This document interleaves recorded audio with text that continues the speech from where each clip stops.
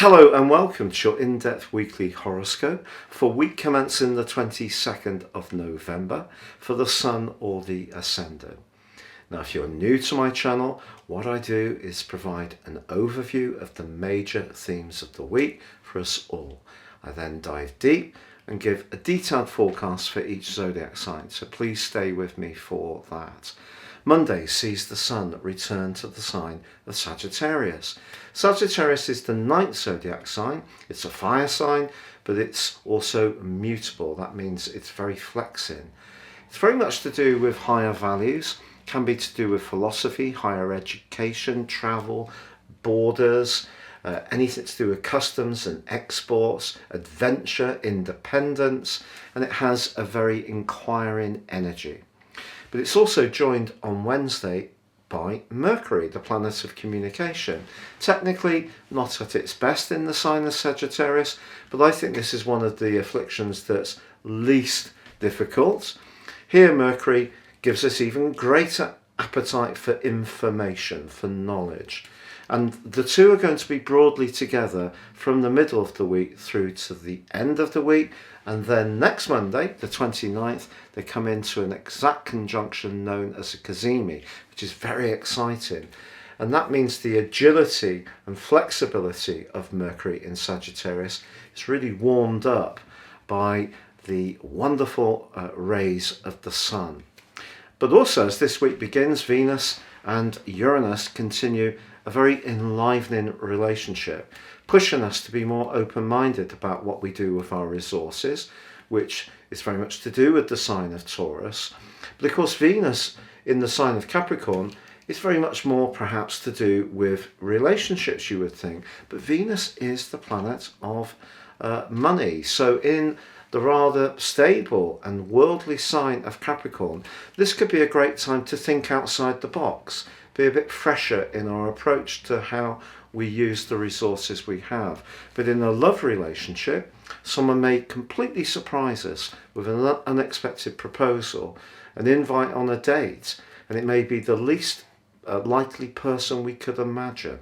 Now on Saturday there is a quarter moon in the very precise sign of Virgo, and that squares with the Sun in Sagittarius. This creates a bit of a conflict between what we want to do for ourselves, the more freedom-loving energies of Sagittarius clashing with the more responsible energies of Virgo. So if we do want to do something more independently as the week draws to a close, important not to give away our autonomy by promising to do something for somebody else that we might actually end up regretting and feeling a little bit resentful about.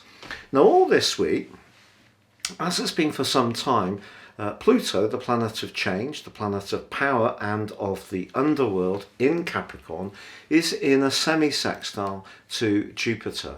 And this can be very, very positive for the reform of how we go about things in a collective sense, but particularly around how we work and how we earn a living. So some big changes can still be evolving there for us all.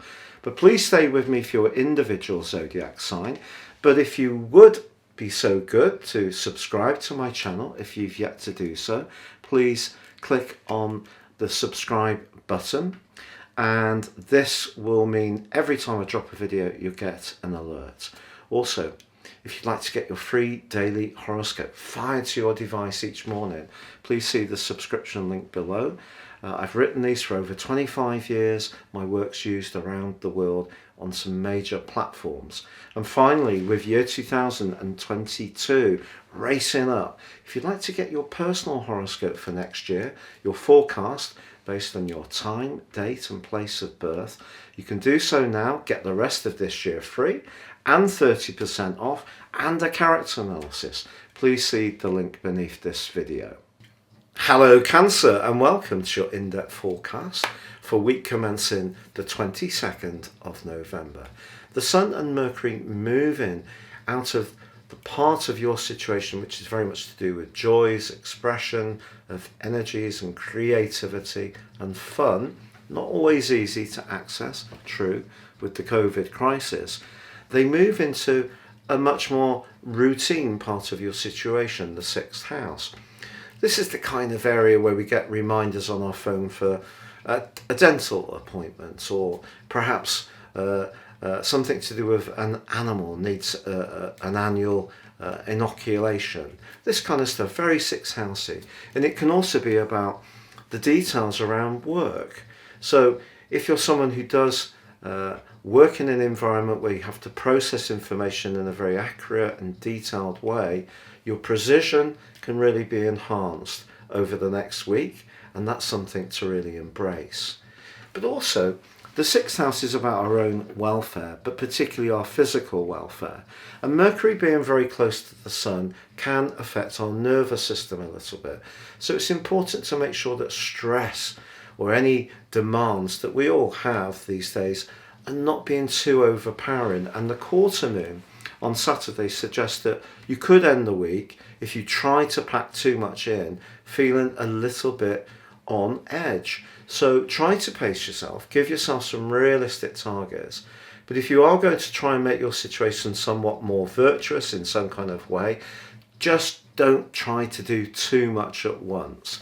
Set yourself a realistic set of targets. There's a glorious link between Uranus and Venus on Monday and Tuesday. Great for some kind of electric connection, perhaps even romantically.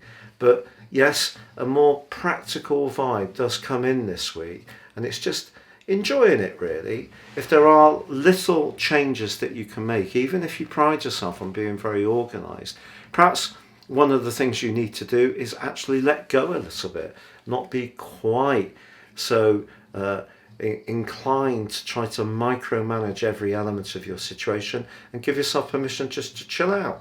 Do something that's a bit more liberating from that routine. If you're someone who's like me, who finds it very hard to be organised about anything at all, this would be a great week to step up to the plate and be a lot more on the ball with all those tasks and chores that need to be done.